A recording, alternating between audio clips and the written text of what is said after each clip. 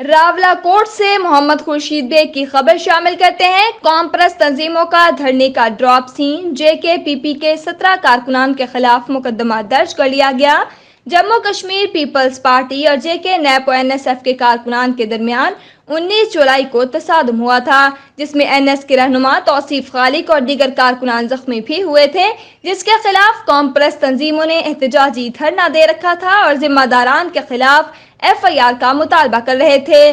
رات گئے پولیس نے جموں کشمیر PP کے کارکنان کے خلاف FIR کاٹ دی۔ FIR کاٹے جانے کے بعد دھرنا ختم کر دیا گیا۔